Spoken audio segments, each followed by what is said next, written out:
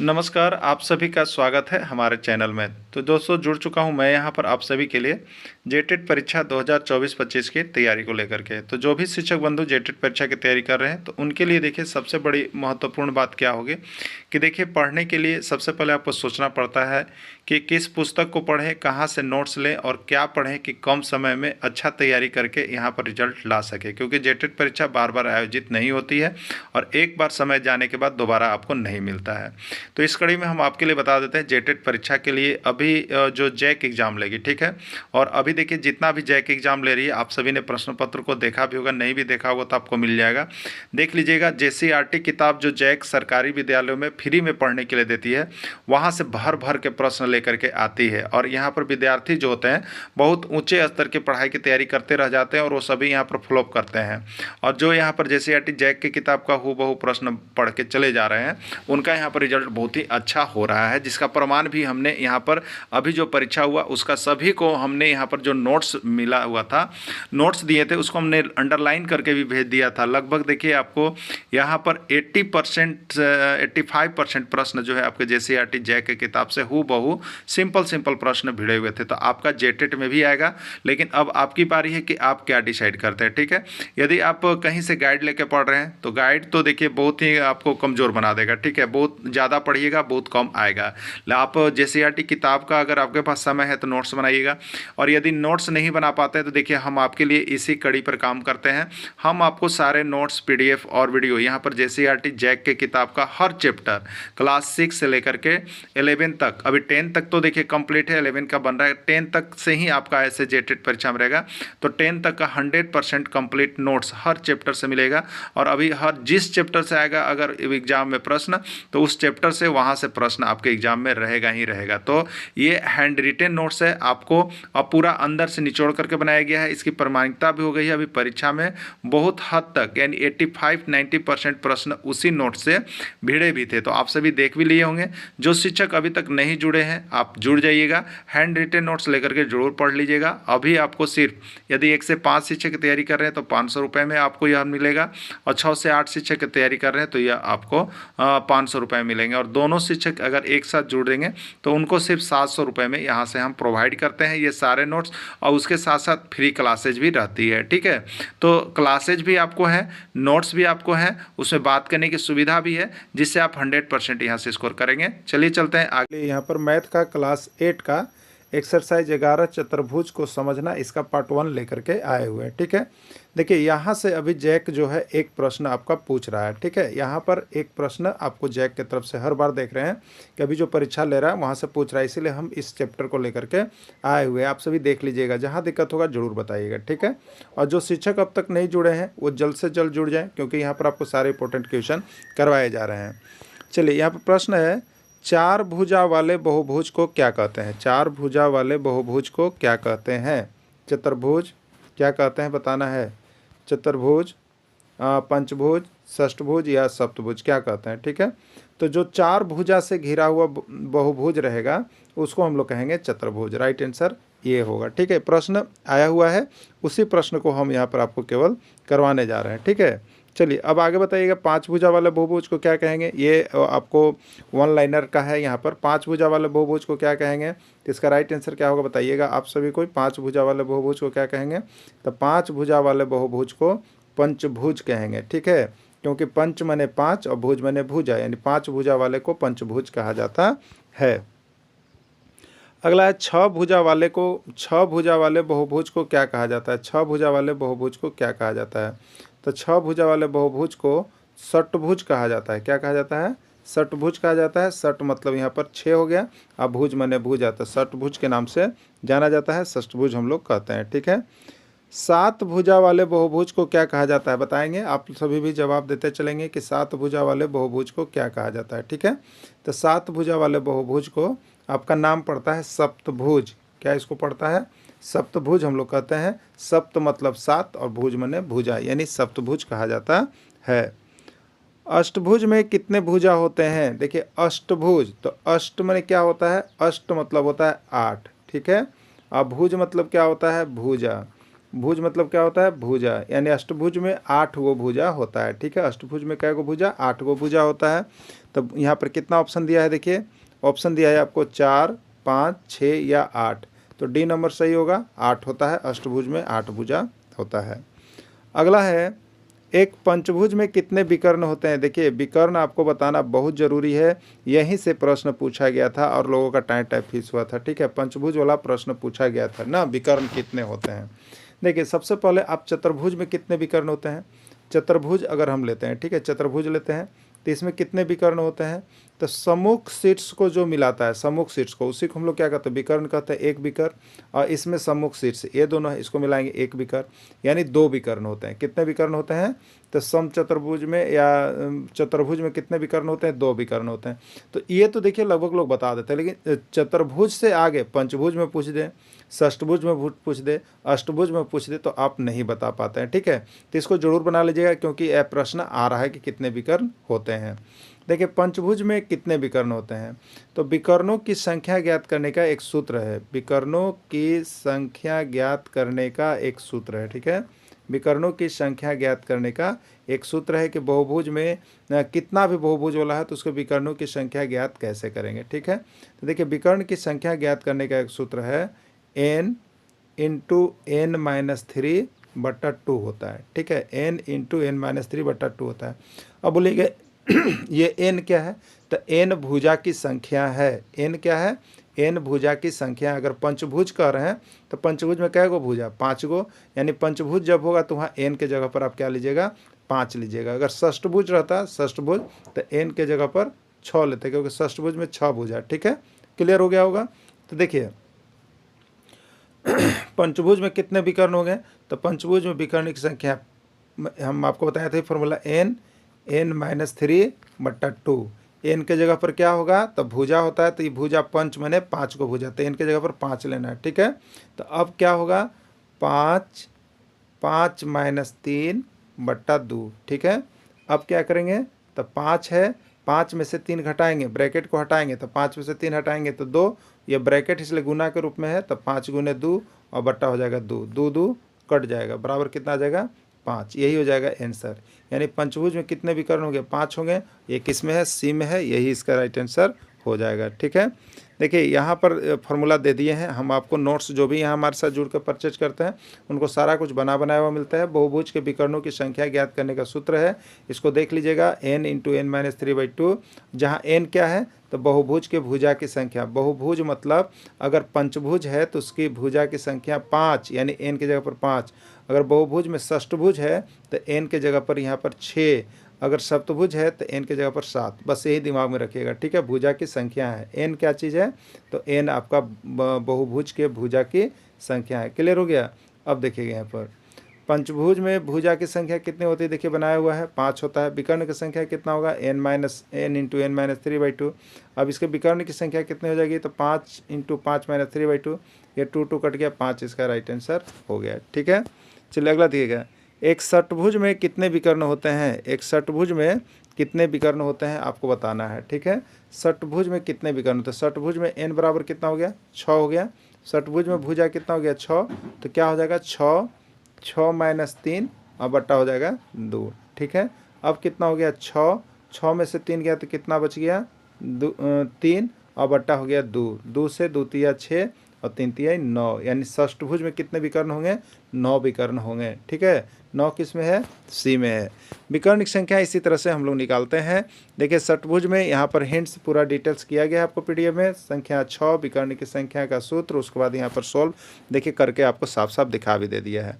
अब चलिए आप बताइएगा, सभी लोग जुड़े हुए हैं, सभी कोई बना रहे हैं ना, जल्दी जल्दी बताइएगा कि अष्टभुज में विकर्ण की संख्या कितनी होगी। अष्टभुज में विकर्ण की संख्या कितनी होगी आपको बताना है। 8 होगा, 16 होगा, 18 होगा, या यहाँ पर ऑप्शन 20 होगा, क्या होगा। ठीक है, चलिए याद नहीं करना है, रटना नहीं है। विकर्ण की संख्या बराबर फॉर्मूला क्या होता है, n इंटू n माइनस 3/2।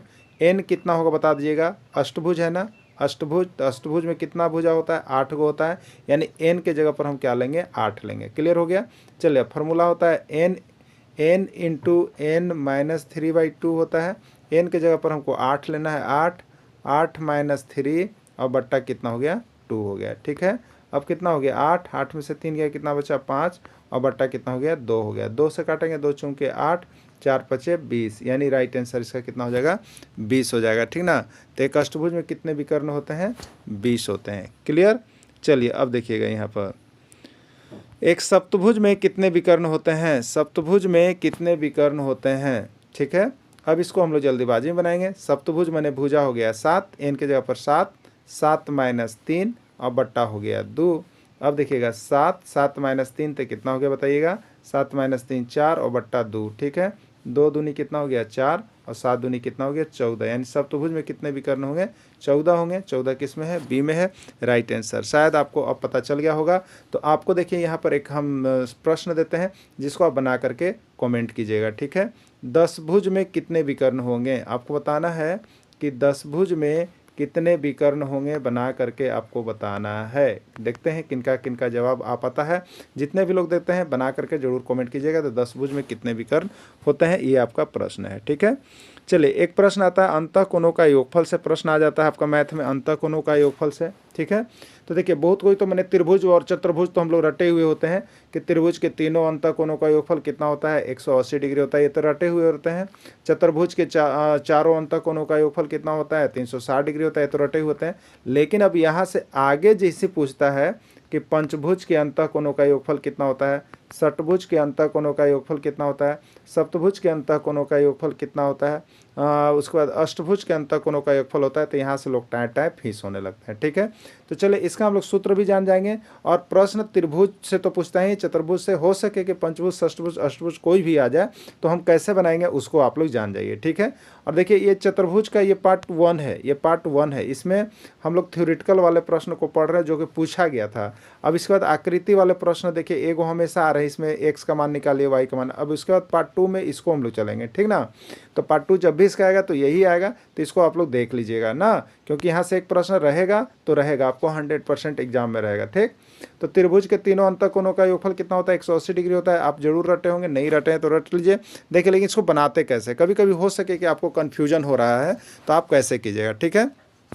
तो देखिए बहुभुज मतलब क्या होता है बताइएगा आप सभी को, बहुभुज मतलब क्या होता है, ठीक है।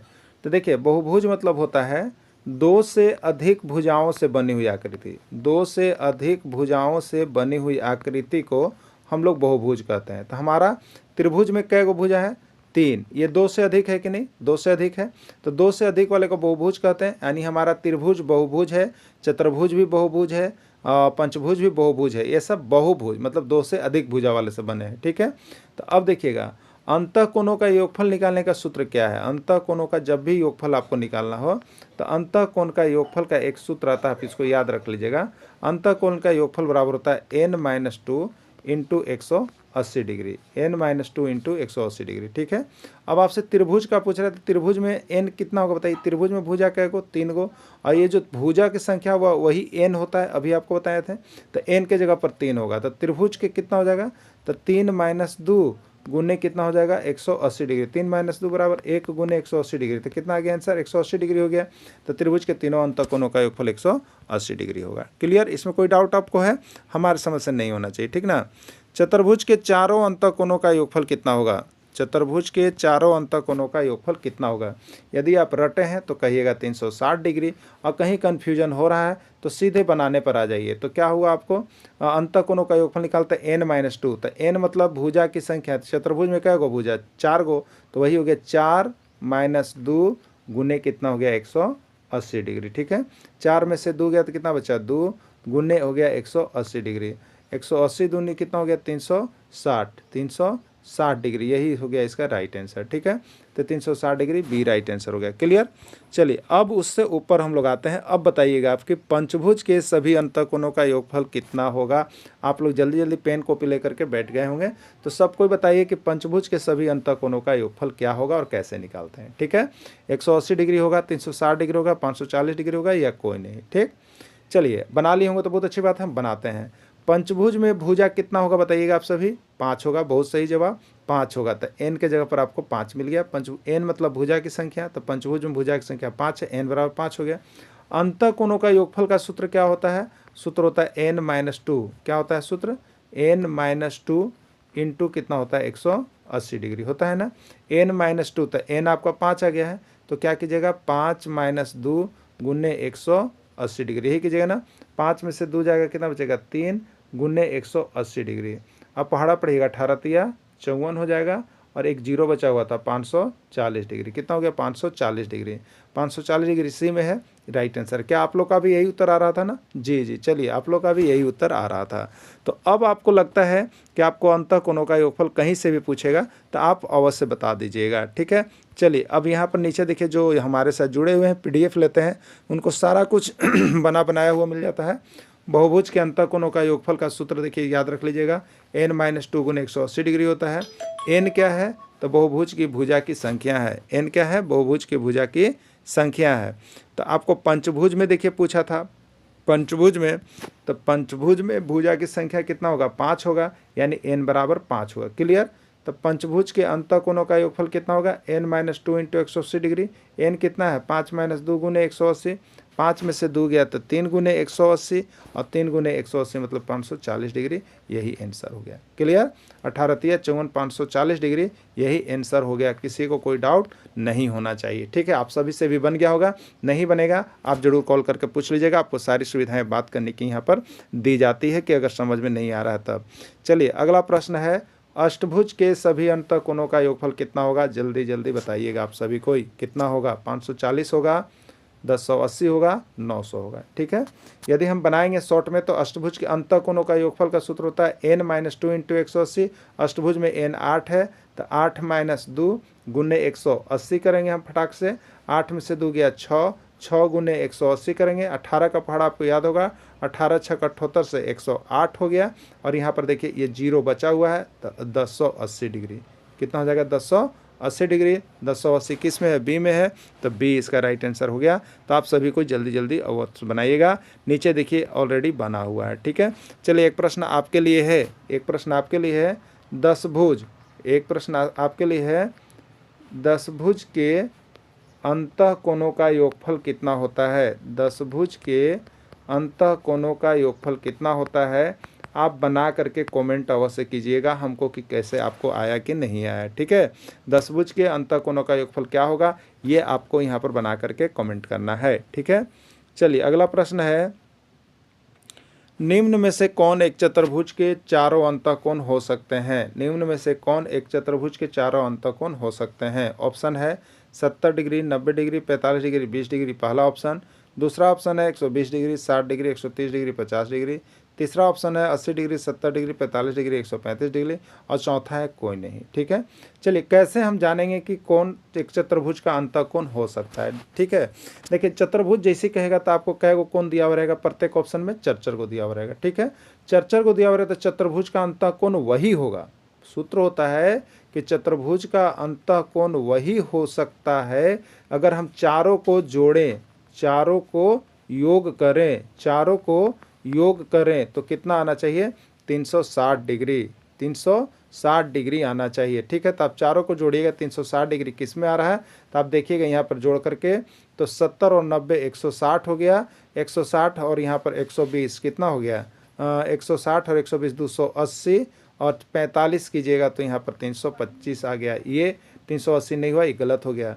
120 और 60 180, 180 और देखिए 130 50 180, और दोनों को जोड़ेंगे तो 360, ये 360 डिग्री आ गया। ये क्लियर हो गया, तो राइट आंसर यही होगा। तो चारों को जोड़ के आपको देख लेना है, जिससे 360 डिग्री बनेगा वही चतुर्भुज का अंतःकोण होगा, और जिससे 360 डिग्री नहीं बनेगा वह चतुर्भुज का अंतःकोण नहीं होगा। क्लियर हो गया होगा आप सभी को? तो क्लियर हो गया। तो चलिए यहाँ पर देखिए आपको बनाया हुआ है एक और प्रश्न है, इसको बना के जल्द से जल्द आप लोग बताइए कि इसका आंसर क्या होगा। इसका आंसर क्या होगा आप लोग जल्द से जल्द बताइएगा, ठीक है। निम्न में से कौन एक चतुर्भुज का अंतःकोण हो सकता है? ठीक है, निम्न में से कौन एक चतुर्भुज का अंतःकोण हो सकता है? ऑप्शन है पहला 70 90 20 100, दूसरा है 100 60 95 105, सी है 80 90 150। क्या होगा आपको बताना है, चौथा है कोई नहीं, ठीक है। चलिए इसके लिए क्या करते हैं, हम लोग जोड़ते हैं, जोड़ करके देखते हैं। अगर जोड़ने पर 360 आया तो वो चतुर्भुज का अंतःकोण है, जोड़ने पर 360 नहीं आया तो वह चतुर्भुज का अंतःकोण नहीं है। 70 और 90 कितना हो गया बताइएगा? 70 और 90 160 हो गया, ठीक है। एक और 20 180 हो गया, और यहाँ पर 100, ठीक है। 70 और 90 160 और 20 180 और 100 कितना गया 280। हमको होना कितना चाहिए था 360 डिग्री, ये नहीं है, ठीक है। 100 और 60 160, 160 हो गया। 160 और इसको जोड़ लीजिएगा 95 और 105, तो कितना हो गया 95 डिग्री 105 डिग्री 200 डिग्री हो गया। तो 160 और 200 को जोड़ेंगे तो 360 डिग्री हो गया, 360 हो गया, ठीक है।